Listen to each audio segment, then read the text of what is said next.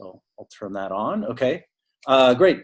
Well, so I'm Chris, as you know. Let me share my screen, and I will present.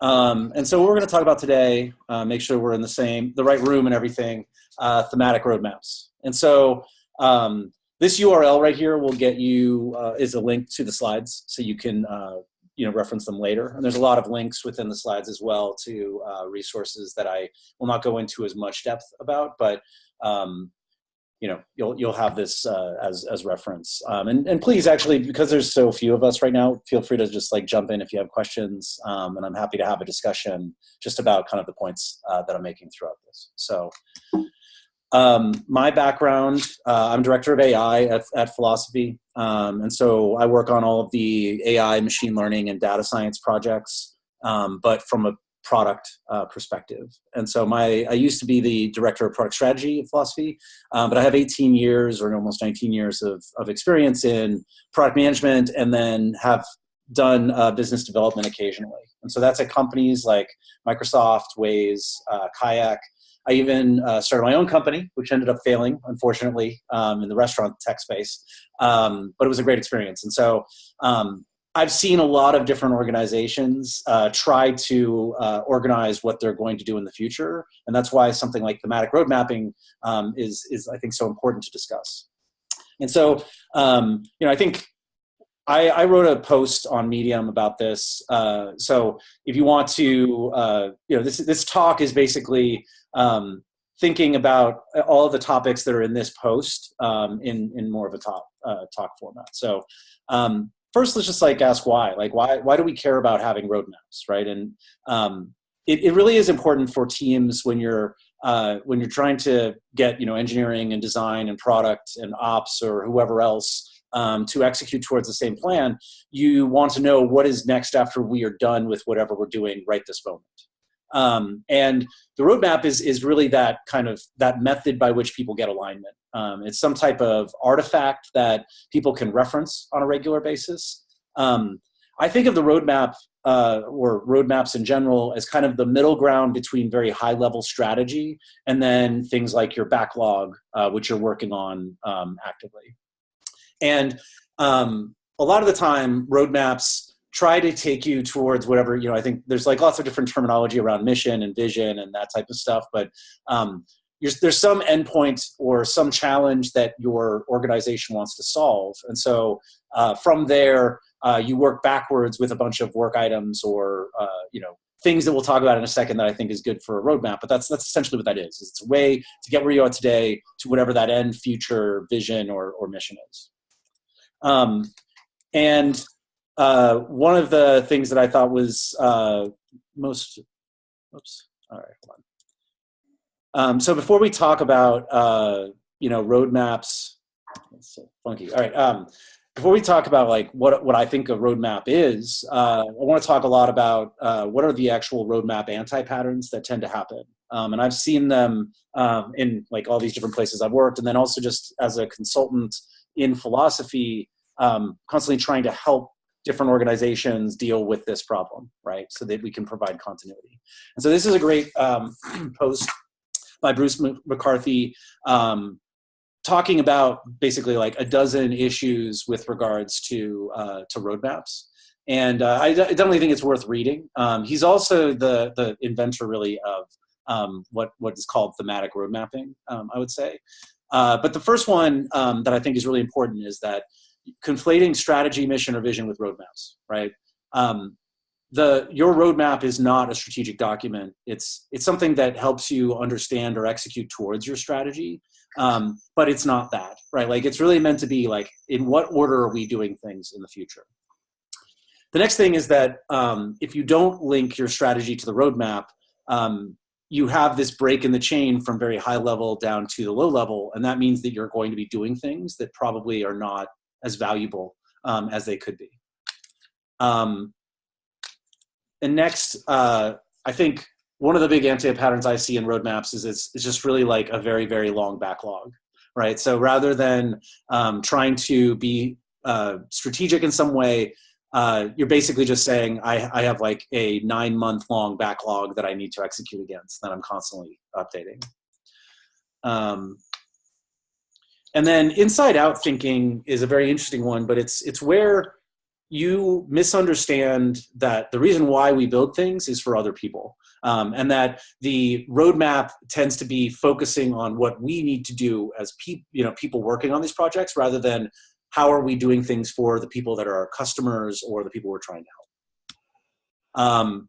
And then I think like this is something that I don't know why I love doing this, but like whenever someone asks me where the icebox is in my projects, I usually just point at the trash can, because I think, just like having a list of features as your roadmap, you don't want your roadmap to really be just a list of ideas, right? Like there should be something a little bit more cohesive that's bringing you towards some end goal. That's not just like a list of ideas that are unfiled by your management team and the rest of your group.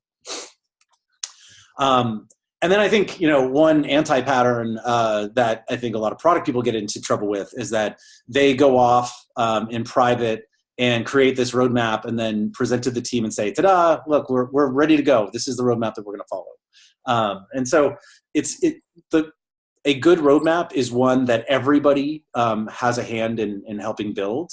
The product person probably owns the process of it.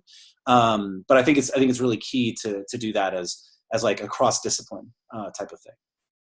So with all of those anti-patterns, I found that thematic roadmaps tends to work pretty well for most, product teams that are running, say, agile or lean, teams that even when they're potentially doing things like waterfall or gated development. But I think like most modern teams can benefit by what is referred to as thematic roadmaps. And so thematic roadmap, I think really came from that author Bruce, but Jared Spool, I think, really popularized it in this article, where talking about themes within the context of how you do planning. And it was just a really great article. And I think the reason why I ended up writing my post after this one was because I had run thematic roadmaps in a couple teams, and there were a few updates, and that's what I'd like to talk about now. So first of all, the big benefit, right, of thematic roadmaps is really that yeah. So there's thematic roadmaps is a type of roadmap, and other people do other types of things, or yeah. This is just I think there's a couple different ways that people will do road mapping, and then there's a couple like software providers that like I think it's Product Plan and a couple others that actually provide a way to do road mapping. They tend to be more based on dates or features, and that's why I think thematic road mapping is changing that model a little bit, and I'll go into detail about what that means. But there are different ways to do roadmaps. I think that some that are like date-driven roadmaps, for example, I think tend to fail more often than are useful. Okay? Yeah. Cool. So, themes in this case is really about how are you being more human-centered, asking the question of what is the bigger problem that needs solving rather than just the features itself.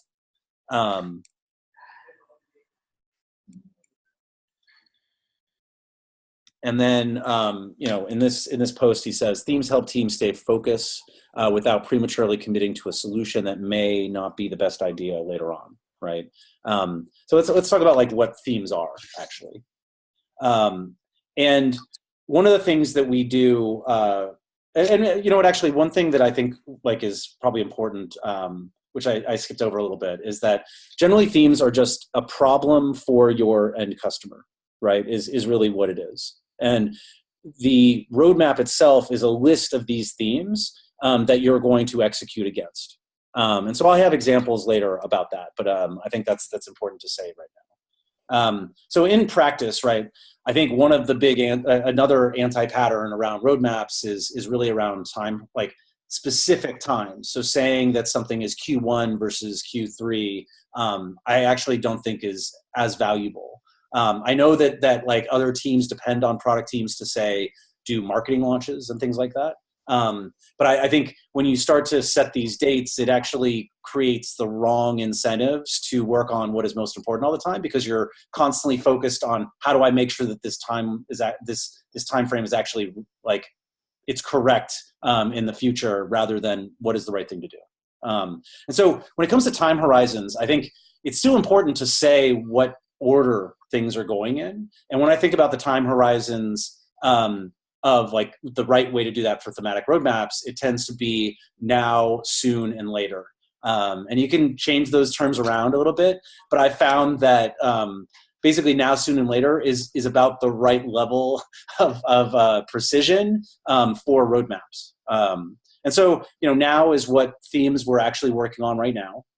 Soon is a short list of what we're considering next. And then later is everything after that, right? And I do also I'll tend to do stack ranking within each of these time frames. But trying to be very clear that the time frame that's in the later kind of area, that means you haven't done really any work or preparation for it yet, but you want to make sure that people know you're thinking about it.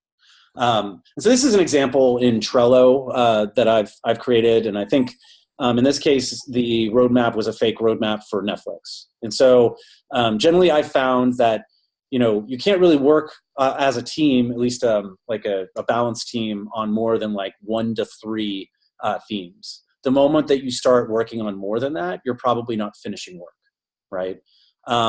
The confidence is high in those things. The likelihood of them actually being shipped is pretty high as well. And so you can see here, yep. Oh, I thought there was a question. No. So yeah, then next is basically, I think, like a range of 3 to 5 things that you're prepping to take on next. And that's where there's like, you still have good confidence that you will be doing these things, but it's not anywhere as high as what you're actually working on right now. And then later, I personally think that getting more than 10 things there is just not worthwhile. Like there's no way that you're considering hundreds of things in the future. You need to build a roadmap that actually is helpful and useful to people. And so I find that that's the range of like 5 to 10 things.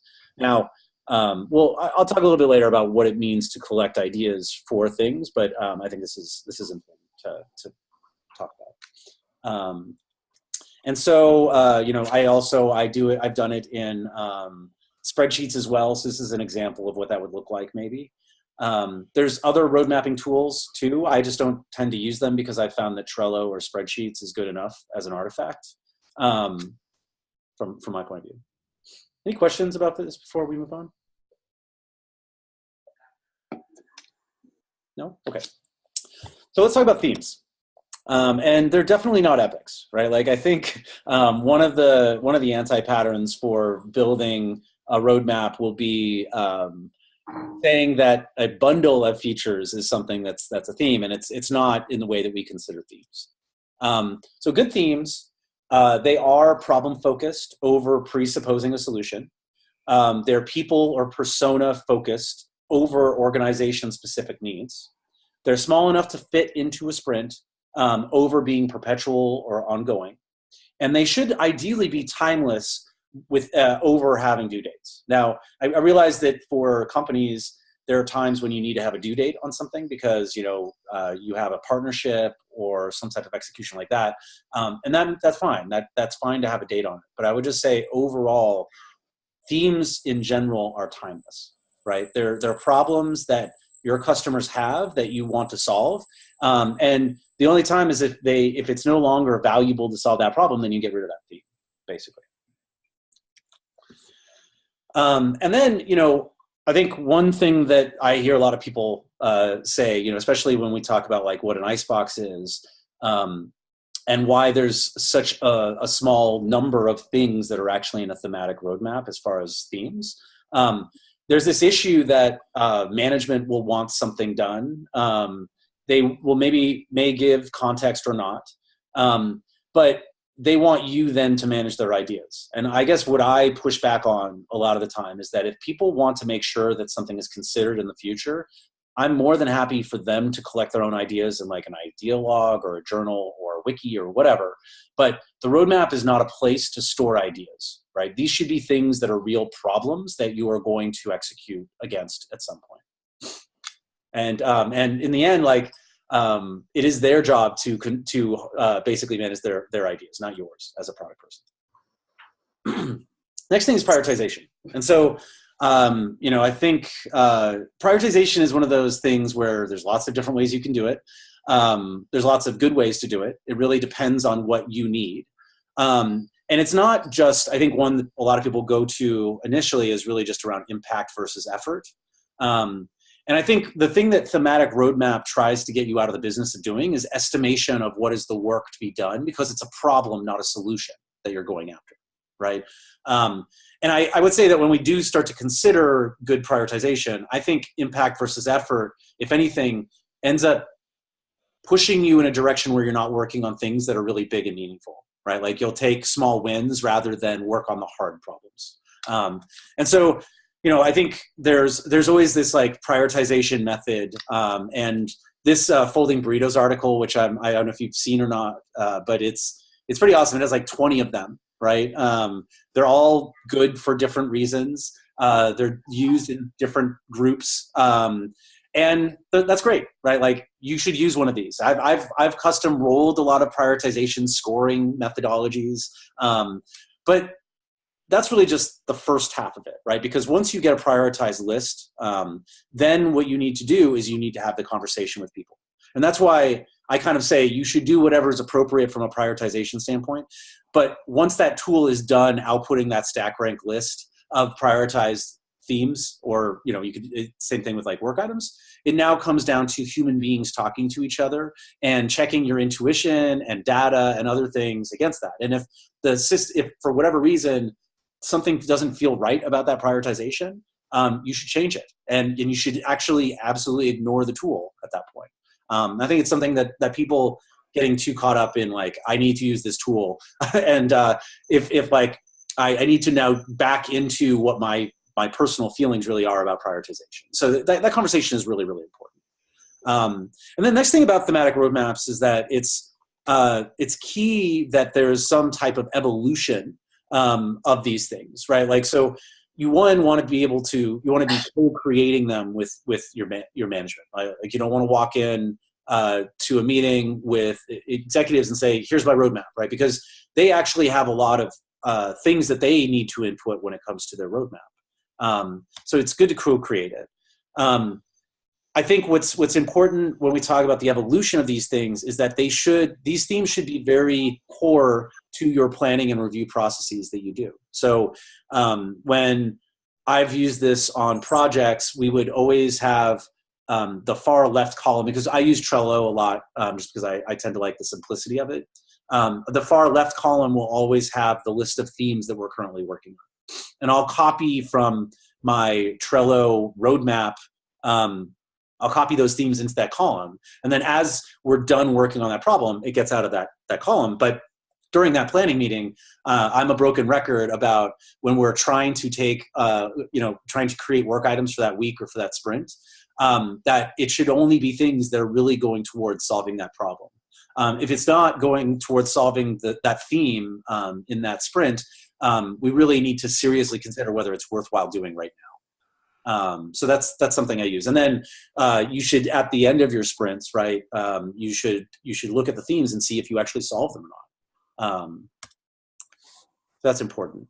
I think like the right amount of updating is probably, I've found at least that you shouldn't be updating or reordering your roadmap every single sprint, but I feel like every couple sprints you should have a good hard look at whether you're still working on the right themes and that the next themes are the ones that are best to work on.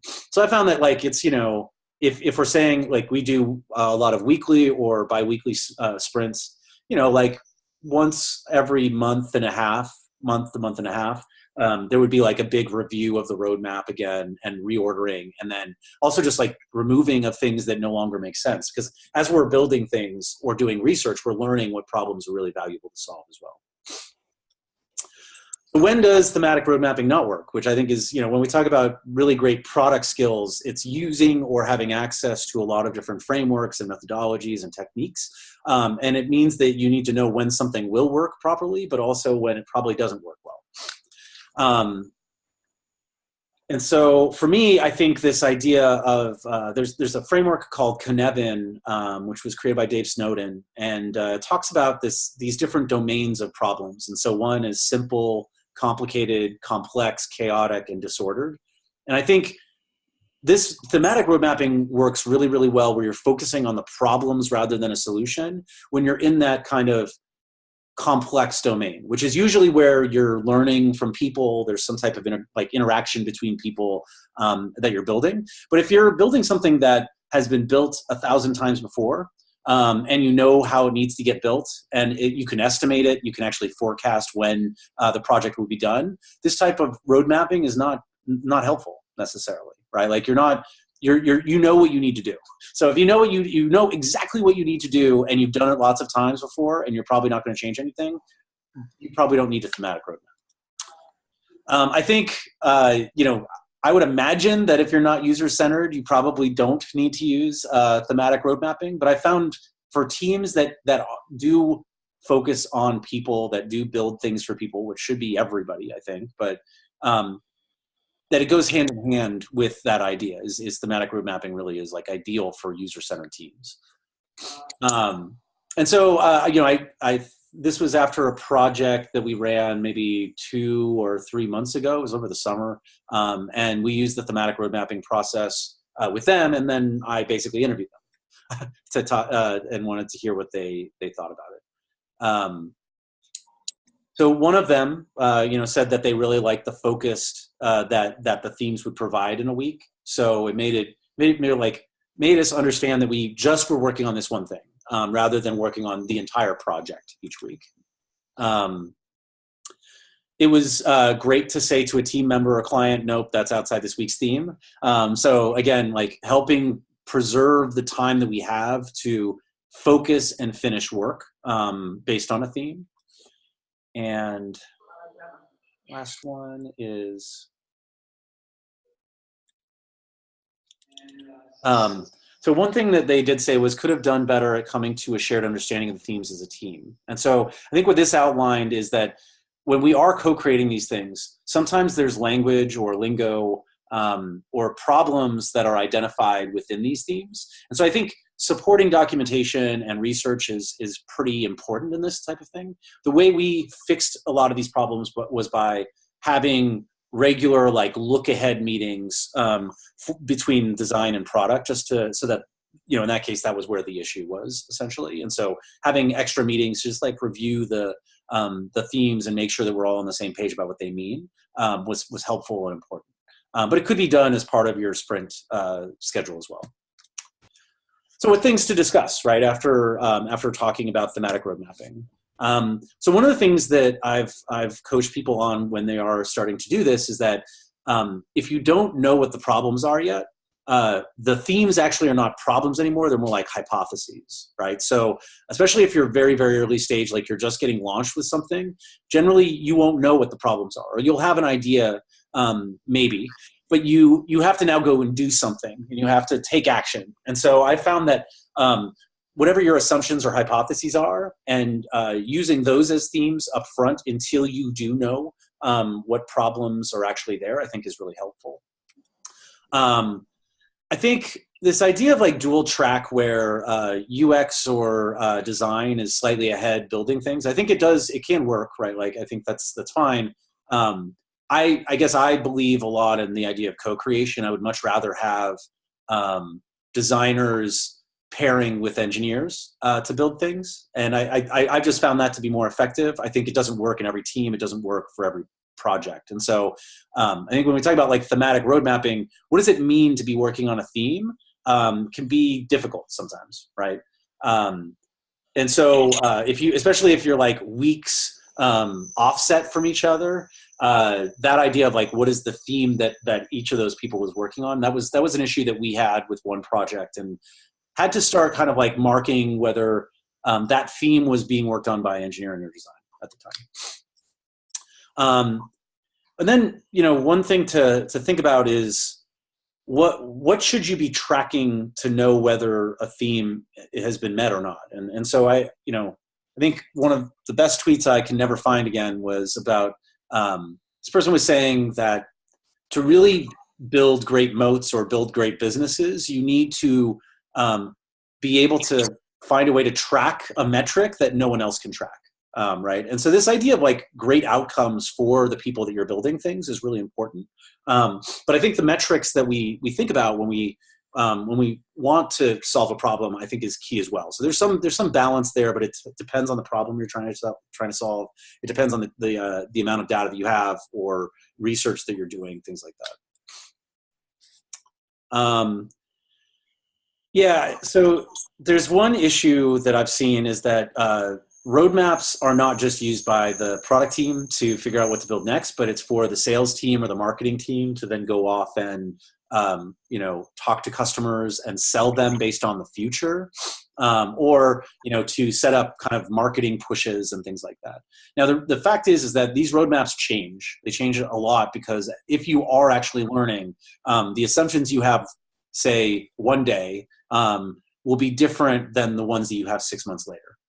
And so I think I've done the job of translating this type of thematic roadmap into what I would call like a sales roadmap, where there are quarters and things like that, but with the full understanding of the sales team, basically, that things will change.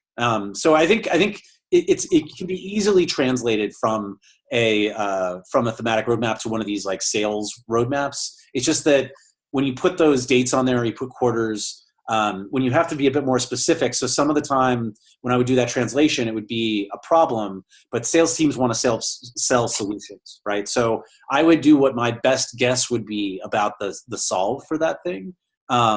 Now, there's definitely going to be issues because that sales document will become very out of date. But I guess I think that's true about any of this stuff. So getting sales teams and marketing teams to do a better job of reading thematic roadmaps and using them for their planning, I think is a tough sell, but I think it's something that's important as we move forward.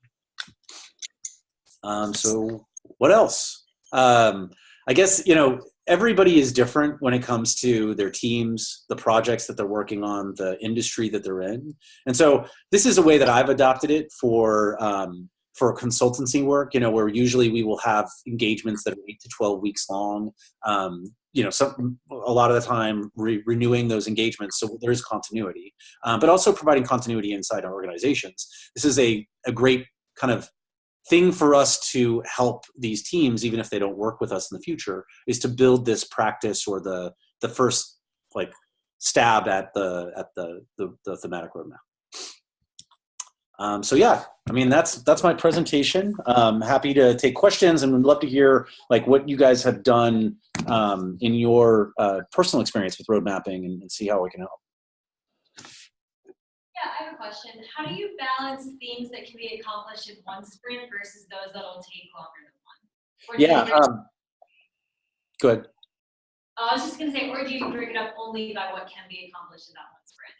I think it's kind of, I believe that you should be breaking up these themes into things that can like be done in about a sprint. I would say that it's fine if it goes longer than that, but I would never want to see like a theme that is like bug fixes, right? Where you're going to be doing that all the time. I don't think that's a good use of themes. But I mean, just like user stories, right? Like there's good and bad times to when a user story seems like when you learn about something, right? Like sometimes you'll need to split user stories. I see the same exact pattern within themes, right? So as you learn about a particular problem, there may be nuance about that problem that you want to solve in a particular way rather than solving the complete problem. And so these things will morph. They should be split. They should be archived if they're not appropriate anymore. I found though that like teams, it feels, I definitely feel antsy as like a product person if we're not shipping solutions to themes.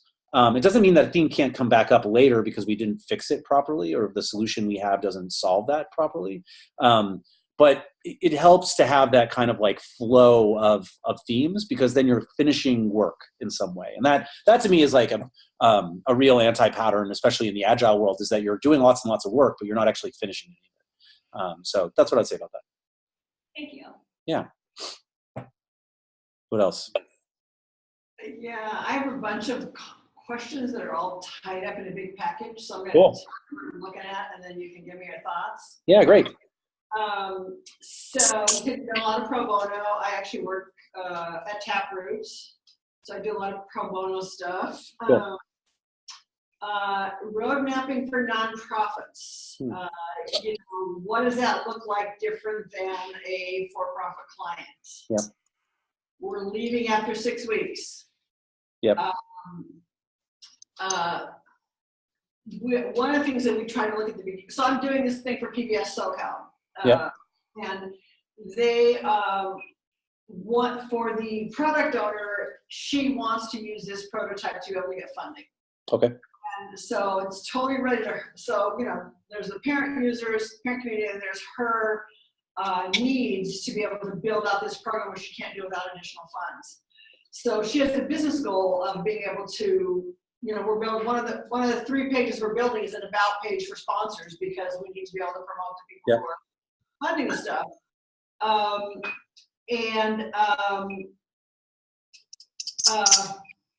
For example, Olivia here, she was talking about the app she's building, and she said, well, they'll need to go out and hire a designer and developer for the next step. And that isn't always the case for nonprofits. They don't necessarily have somebody to do that. So, so that's all. I guess there's kind of 2 parts to it. We're leaving after 6 weeks, or 3 parts. We're leaving after 6 weeks. What kind of considerations need to be made for nonprofits, and how do their business goals fit into what we're doing? Yeah, so I think, when we're being very human or like, people-centered, with nonprofits, right, they're not necessarily, there is probably some person that they're helping, right? Like there's probably some customer of their nonprofit services, right? But there's also other personas or roles that you need to take into account, which is, for example, people that donate money, or the stakeholders within other organizations that give them funding or grants, right? And so I think you still, like when it comes to thematic road mapping, the step before that is actually understanding what, whose problems is this nonprofit trying to solve, right? And so from there, I think that's where you can start to then create something like a thematic roadmap, even for a nonprofit. It's just that those personas are potentially not just like customers, right? They may be stakeholders, they might be, donors, that might be volunteers even. And so, but there's still problems that you're trying to solve, right? Like there's usually work that you need to do. Now it's not always appropriate though. Like I don't think of necessarily like thematic road mapping as a great way to do, say, event planning, right? Like if you're doing something like that, or like a content, like creation, things like that. There's probably other better ways to do that type of, like a content schedule. Like if you're like, say, writing a newsletter or something like that. Like I think there's other ways to do that type of planning or road mapping. But I think for an organization, in this case, when you talk about the continuity, I think it's important that you're including them in the process, so that one, it's not like you created it and then they see it and they're like, we're not doing any of this, right? And then 2, it's important that you're showing them the benefits of doing this type of planning. So a lot of what we do at Philosophy, right, is people will hire us to build a prototype of some type, but because we include the PO in our, like, every planning and review meeting, our stand-ups and things like that, they start to learn through osmosis the way that, and we also do, like, I will take time as like an engagement lead to describe or explain why we do things the way we do them, right? So I think that's what's valuable, is like, how do you help these people learn some of these tools so that they can have the continuity later? Yeah, so that's, I think that covered most of what you're talking about. But yeah, I'd love to hear if there's more questions. Leaving after 6 weeks, my thinking was, before this conversation, before you did this presentation, was that because we know what the product owner's goal is in terms of funding, that we would, define, kind of outline some of how we think this is going to get there. Yeah. Is that appropriate? We're going to be gone, so what type of guidance do we want to leave them with? Yeah. Yeah. I mean, I've definitely, I've used a thematic roadmap as one of the handoffs when we complete, say, like a discovery like a discovery engagement where we're learning about people. So we've used, not only like the synthesized research, personas, but this idea of like a thematic roadmap as something that you can say, here's kind of like the order I think you should solve these problems in. I think is a great thing to leave with someone. It has to be something that they can actually use, though. So that's maybe my question: is how do you help teach them how to use this thing after the first week? Okay, that makes sense. Yeah. Thanks. Absolutely. I have a question about more specific to my project. Yeah. Kind of ties into what you were saying about content creation. So for the product that my team is building, we're starting with about 50 products, which is our seed. But ideally, we would want to expand that as they continue developing this product even past this 6-week timeline. Yeah. So, in your experience, how have you kind of timelined the content strategy with the product development? Because a specific theme, or if it can be chunked into multiple different themes. Yeah, I mean, I'm not as familiar with the project that you're working on, unfortunately, but I just think that there's the idea of execution of content, for example, like usually requires a couple different people working together to get that content pulled together. So I guess from my perspective, a theme in that case, it feels like it's that piece of content is not a theme, right? It feels like it's a story or a task item within your backlog that you're working on within a theme, right? And so thematic road mapping, it doesn't have to be perfect, right? Like there's still value in having this thematic roadmap, and that if there's other things that you're also doing like during the week, it should just be tracked somewhere, as long as it's still within the range, it's still connected in some way through the themes, ideally to your higher level strategy. I don't see a lot of issue with like maybe you just have whatever that content like pipeline is as part of just like a parallel thing or inside your backlog. So I guess it depends on what you see as valuable. And maybe this is one of those things where you experiment with it for a week or two, you see whether it makes sense or not. And then, that's why retros I think are so important, right? Is even though I would say I start every project with the way that I think about doing projects in general, because we're retroing on a very frequent basis, so almost every sprint, basically, we end up in different places for every project, right? Because there's specific needs to the team, industry, project, etc. And so it's always fine to experiment with something, and if it doesn't work perfectly, then change it in some way. So that's what I would say. Does that make sense? Yeah, that makes sense. Thank you. Absolutely. Yeah, any other questions or? Yeah, I guess that's most of our questions. Yeah, cool. I got one more, only because you brought it up. How to foster co-creation between engineers and designers. Yep. I feel like there's as a product strategist, I feel like there's not enough communication going on in our team, but I know people are off doing, at least the designer's been off doing her thing. Retros, nobody's like jumping at the bit to do any retros. How do we build a strong team, and how do we get that collaboration between engineers and designers? Well, I think you should be doing retros, right? Like I think that's something that it should just be done, and it should be done ideally after every review. I think that's like, to me, the most important aspect of, say, agile transformation is just starting to do retros, basically. So I would say do those. The other thing is too, is that I think putting aside work where, yes, you could have it where you break up a work item into two things, where it's the design of something and then it's the coding of something. But I think, I don't know, I've been thinking a lot about how, like, when we write a user story, it's actually combined design and engineering, and so they need to pair to complete the job, ideally. And so I just think like pairing between engineers and designers is an important thing. Especially if designers are doing like front end coding, for example. Like at philosophy, a lot of our designers do front end coding. So I think it's important to allow for that. But I mean, it may or may not be necessary to have that collaboration. But I think retros are the key thing there.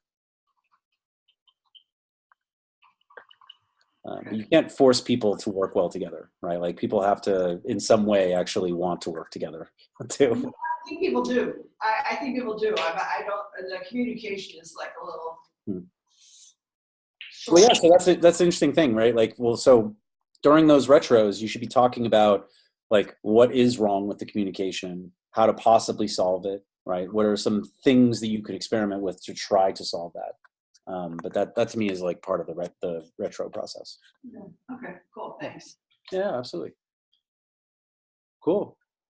Cool. Thank you so much for your time. Yeah, no, thanks. And great talking with everybody. And if you do have any questions or anything, I'm sure Jess can give you my contact info. But yeah, I hope this helped. And let me know how it goes as you start to build these things out. Yeah. Yeah, it was super helpful. Thank you so much. Oh, yeah, you're welcome. Your deck are gonna be good too. Oh, yeah. Yeah, absolutely. So I'll send that link over after this. There it is. Great. Cool. Thanks. All right. Thanks. Bye.